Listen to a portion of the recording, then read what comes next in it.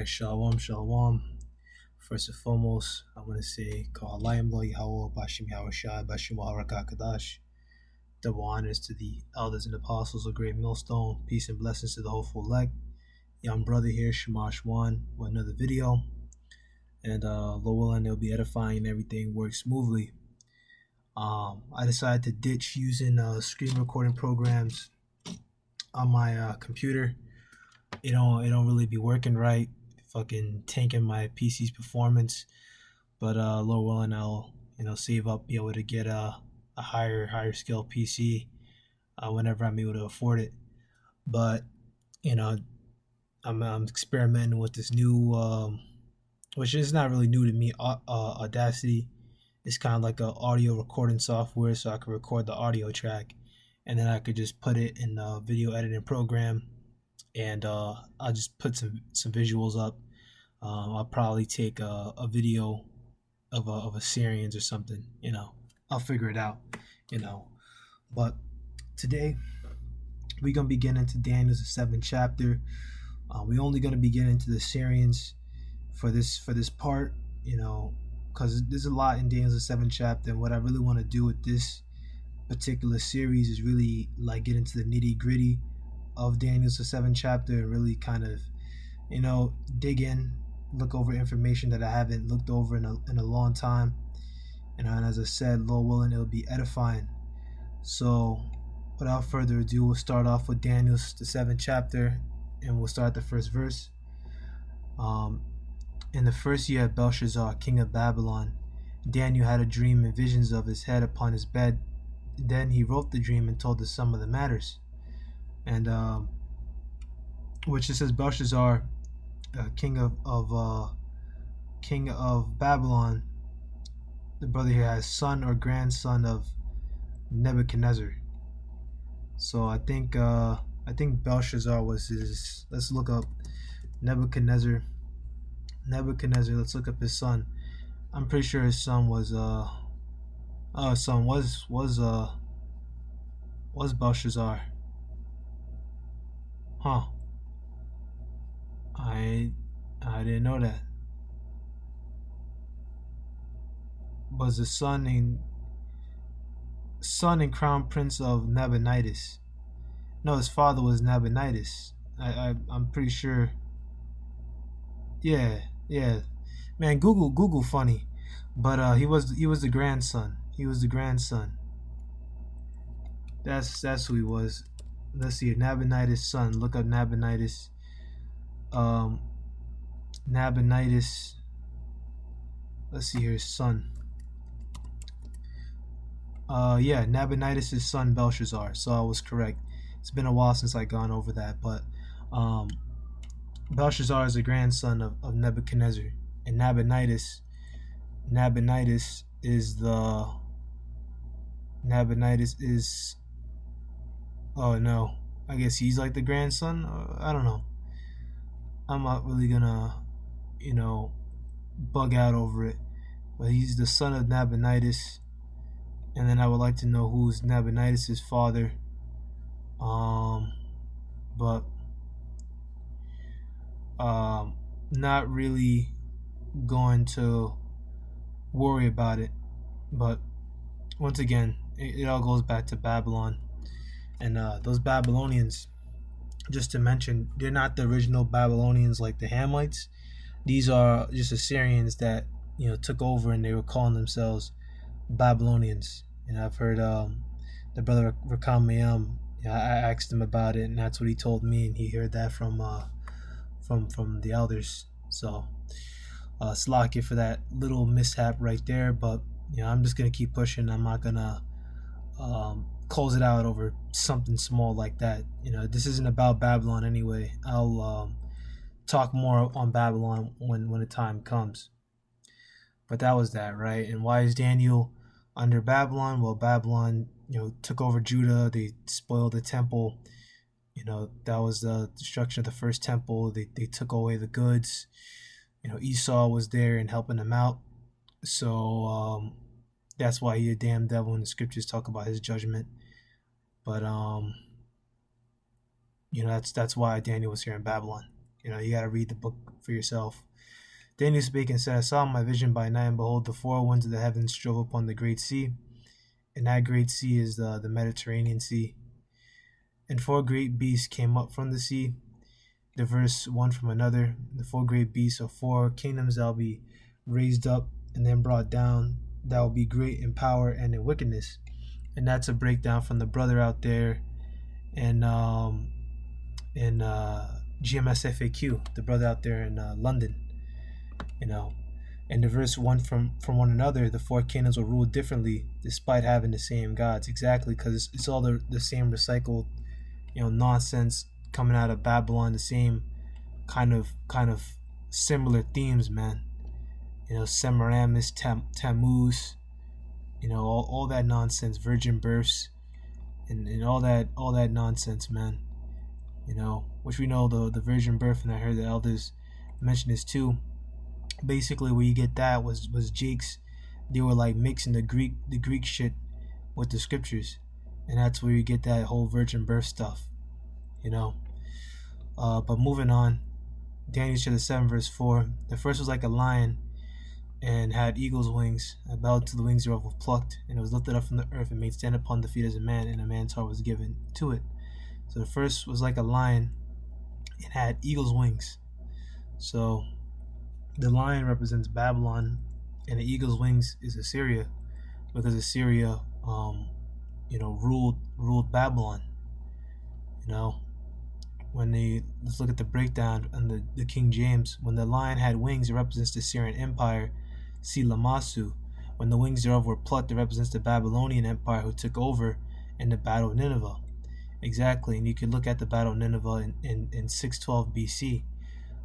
You can look that up for yourself. We're going to talk about it again when we start talking about Babylon. Okay, so let's now switch gears here, and this is world history .org. Let's see here. Close this message. Okay, so this is worldhistory.org, and I'm reading from right here in the middle.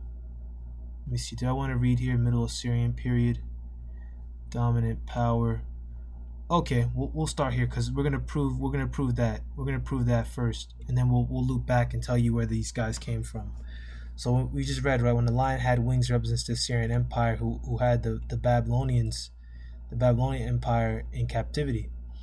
So Shalmaneser the first declared that Assyria was no longer a vassal of Babylon, which we'll speak more on that in a minute, and claimed supremacy over Western Asia. He fought the Hittites in Anatolia, which the Hittites, they're Canaanites, but they were not only in Canaan, but they were also in different regions, such as Anatolia, which I'm pretty sure is Asia Minor, or modern-day Turkey.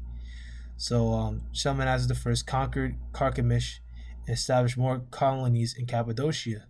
So these are Assyrians, or sons of Asher, and they're in Asia Minor. So if there's diasporas of Canaanites or Hamites, and a diaspora of Asherites, why can't there be diaspora of Israelites? Just a thought. His son Tukli Ninurta the first reigned 1243 to 1207 BCE, conquered Babylon, putting its king Bitil Yasu to death, and thereby made Assyria the dominant power in Mesopotamia. He ruled at Babylon for 7 years and assumed the old imperial title of King of Sumer and Akkad. Alright, so, and that's from the Middle Assyrian period, which you have different Assyrian periods, like you have Middle Assyrian, and then you have the Neo-Assyrian period, which when they were at their peak. But we're not really going to touch on all those things quite yet. But we're going to start off with going back, because we just read that Assyria was once a Babylonian, a vassal state to Babylon. It was once a vassal state to Babylon, and then they took over and defeated them. That's why the brothers brought out that the Babylonians are just Assyrians, just calling themselves Babylonians, and they already kicked a lot of those Hamites out. So let's go here. I'm actually gonna go ahead and get it again, which is very similar information, but this is it written in Halley's Bible Handbook, and this is page 209. Assyria was founded previous to 2000 BCE by colonists from Babylon, which they're really from the sons of Ashur, which we're going to get that to in a minute, and for many centuries was subject to or in conflict with Babylon. About 1300 BC, Shalmaneser I threw off the yoke of Babylon and ruled the whole Euphrates Valley. Then Assyria declined. So this is why it's the Middle Assyrian period. They had a up and then they had a down. And then so they ruled the whole Euphrates Valley. Then Assyria declined. Tiglath-Pileser I, 1120 to 1100 BC, made Assyria again a great kingdom. Then another period of decline, so up and down. Then followed the brilliant epoch of 300 years, in which Assyria was a world empire under the following kings, which that is where you get Ashurbanipal, and you get these various Shalmanazars, going down to Sargon, etc., which that marked the Neo-Assyrian period, which we're going to get into. But as we said, same thing here. Assyria was subject to or in conflict with Babylon for a very long time. So let's go ahead and get some info on where these Assyrians come from. Slack if it looks like I'm all over the place, but here you go. This is the book of Genesis chapter 10, verse 21. Unto Shem, also the father of all the children of Eber, the father of Japheth, the brother of Japheth the elder, even to him were children born. Exactly, and from here, from Eber, you get the term Hebrew. He's the progenitor of the Hebrews. Exactly, that chosen seed line, and Eber, which means Ibar, which means from the past, because that was going into how the language, the Ibarioth, the Hebrew language is the language of the past, because everyone was speaking it before the split of the languages. So the children of Shem, Elam, which are the East Indians, Ashur, which we're just talking about, and Arphaxad, and Lud, and Aram. And Aram is Syria. Okay, but the point is here, Ashur. Okay, so let's go ahead and get some more info on Ashur. Ashur, biblical character, which was a real person. Second son of Shem, son of Noah. Genesis 10 and 22, 1 Chronicles 1 and 17. Assyria was named after him, although the name Ashur is sometimes used to refer to the place where his descendants dwell. And they got other precepts. This is AmazingBibleTimeline.com, by the way. Numbers 24 and 22, 24, Ezekiel 27, 23. He is on the timeline of the Bible after the flood, after 2300 BC. I don't know about that. I haven't really looked into timelines with the flood. Biblical name for Assyria, Ashur, a city characterized by the mounds of Kalas Shergat on the west bank of the Tigris, Genesis 2 and 14, was the primary capital of Assyria. Ashur was a primary capital of Assyria back then. About 1700 BC, Bel Kapu founded the city. Afterward, the capital was changed to Nineveh, now Kul-Yunjik, on the east bank of the river, on the east bank of the Tigris. Okay, so this is where you get Nineveh, and that's why it became the capital became Nineveh, and that's why when we mention that with Babylon, they took over Nineveh in the battle of Nineveh, the fall of Nineveh, by the Babylonians. They took down the Assyrians, and they took the rulership.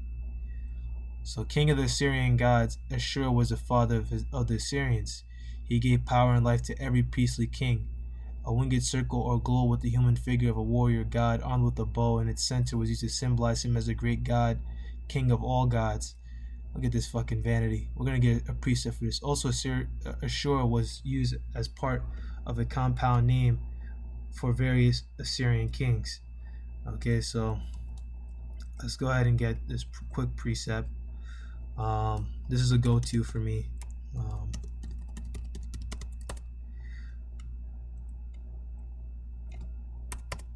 This is the book of Wisdom of Solomon, chapter 13, verse 1. Surely vain are all men by nature, who are ignorant of the Most High, and could not out of the good things that are seen know him that is, neither by considering the works do they acknowledge the workmaster. Well, this is really going into people, jakes, but you can also use it with heathen. They look at fire and water and these things in the world as their gods, but they don't acknowledge the workmaster that is Yahweh that created all these things, But to go back into it, surely vain are all men by nature or ignorant of the Most High, and ignorance means to be unknowing or not knowing. And these Assyrians, vain goes into like vanity or worthlessness, or in other words, worthlessness, or what's the word I'm looking for, or like boastful. And that's what these Assyrians were. They sat here and they crowned this Ashur, the son of Shem, as a god. They deified him, and that's what these heathens always been getting up to, Now, that pretty much proves that, And once again, these heathen, the reason why they're ignorant of the Most High is because they're made to be that way. They weren't made to accept the Creator. Same thing as wicked jakes that look at the sun and moon and worship the sun and moon and stars and these things on the earth. The Lord planned them to be like that, man. It was all planned out for the Lord, for them to be the 2/3 to meet their end on this side. Okay, so that's that. So you can understand that Ashur was once a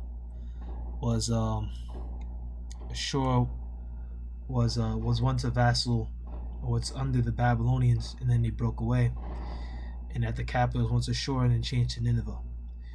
And now that's a perfect segue to get into the last thing I want to get into, which once again, Slakia. I'm trying to break down the key points and give you brothers what you really need, and that's that. Not really go too deep, but we'll read here. This is the Neo-Assyrian Empire, or when they were under their peak.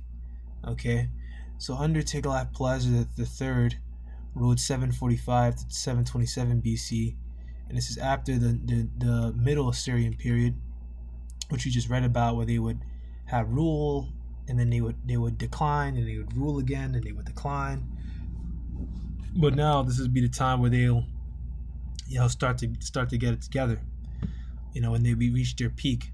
So under Tiglath-Pileser III, ruled 745 to 727 BCE, the Neo-Assyrian Empire rose, which differed from the first in its greater consolidation. For the first time in history, the idea of centralization was introduced into politics. The conquered provinces were organized into an elaborate bureaucracy, with each district paying a fixed tribute and providing a military contingent. So they had a fixed tribute system in each of their districts, where would give them military, will give them military provisions, give them, their might. The Assyrian forces became a standing army, creating an irresistible fighting machine. Assyrian policy became geared towards conquering the known world. With this goal in mind, Tiglath-Pileser III secured the high roads of commerce to the Mediterranean, together with the Phoenician seaports, and then made himself master of Babylonia. In 729 BCE, the summit of his ambition was attained, and he was invested with the sovereignty of Asia and the holy city of Babylon. Whoops, let me get my charger here. I should probably read back a little bit, because I'm pretty sure that was probably really loud, and I did not mean to do that. I really didn't mean to do that at all. So forgive me, brothers. So yeah, and it says here the Phoenician seaports. We'll read it again. Tiglath-Pileser III secured the high roads of commerce to the Mediterranean, together with the Phoenician seaports, because those Hamites down there, those Canaanites, were known for traveling. Tyre, Sidon. You can read about that in Ezekiel the 27th chapter. It goes into that, how they were known for their seas, for their sea travel. They were actually called the Babylon of the sea, like Tyre, Sidon. They were called the Babylon of the sea. So Slakia. together with the Phoenician seaports, and then made himself master of Babylonia. In 729 BC, the summit of his ambition was attained, and he was invested with the sovereignty of the Asia in the holy city of Babylon. With his conquest of Israel in 745 to 727 BC, the first wave of Israelite deportations had begun. So I want to get a quick source on that. So this is Halley's Bible Handbook, page 208, Captivity of Israel by Assyria, 721 BC, which it fits exactly what we just read. Hosea 720 to 721 BC, the last king of Israel reigned 9 years. He paid tribute to the king of Assyria, but made a secret alliance with the king of Egypt. Then came the Assyrians, and administered the final death blow to the northern kingdom. Samaria fell, and his people followed the rest of Israel into captivity. The prophets at that time were Hosea, Isaiah, and Micah. The northern kingdom lasted about 200 years. Every one of its 19 kings have walked in the sins of Jeroboam, its founder. The Most High had sent prophet after prophet and judgment after judgment in an effort to turn the nation back from its sins, but in vain. Israel was joined to its idols, which that goes into that too. Leave Ephraim alone; he is gone. Roughly quoting, you know. But at least let Ephraim alone. Just leave him alone, man. Because we know Ephraim was the head of the northern kingdom.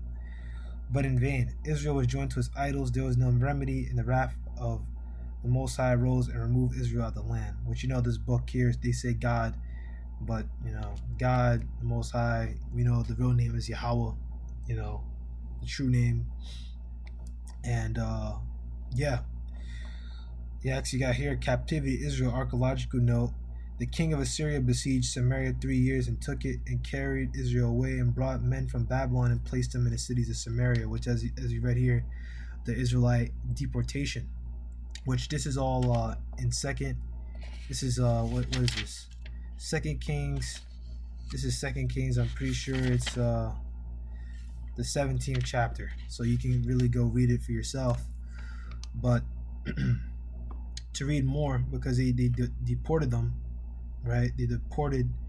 Basically, Assyria came in. They Shalmaneser the fifth, you know, he started it, and Sargon the second, because Shalmaneser the fifth, he died midway through the siege, and then Sargon the second, he continued it, you know, and basically they removed the northern kingdom out of it, you know, and out of Israel, out of Samaria, out of that land, and they put different heathens and put them in that land. You know, that's why you have the whole thing with the Samaritan woman and Yahushai. She was an actual heathen, you know, and yeah, that's about the basics I can explain on that. But Assyrian policy was to deport conquered peoples to other lands and to destroy the sense of nationalism and make them more easily subject, which, you know, that's what they wanted to do with the northern kingdom, but the Lord had it set up for them to leave, that the lands, I can't remember where they put them at. I think they put them in Mesopotamia. They put the northern kingdom in Mesopotamia, around those regions, but they left those regions and they came down to America, you know, and that's how they got over here. And you have Ephraim and Puerto Rico. You got which of course they were dispersed amongst each other, but, you know, stay on the safe side. Yeah, Ephraim in Puerto Rico, you know, Gad over here in America, Reuben over here in North America, you know, so on and so forth. And they spread abroad, you know, North and South America and Canada as well, you know, the tribes. Assyrians were great warriors. Most nations then were robber nations. Assyrians seem to have been about the worst of them all. They built their state on the loot of other peoples. Esau was also a robber nation when you look at their history. Same way they are now, in the way that they do the robberies through the IMF. So nothing's changed, man. You know, the scriptures say nothing is new under the sun. They practiced cruelty. They skinned their prisoners alive, or cut off their hands, feet, noses, ears, or put out their eyes, or pulled out their tongues, and made mounds of human skulls, all to inspire terror. So they are very, very awe-inspiring, fear-inspiring nation, which is why the scriptures also call America Assyria. And there's different scriptures on I think it's scripture that goes, Assyria wrought in my anger, which is that one's referring to America, and how the Lord's going to use America to be like the Assyrians, to put in work on Jake during Jacob's trouble, to fuck them up, which is what they deserve. So Lord willing, you brothers were edified, and shalom.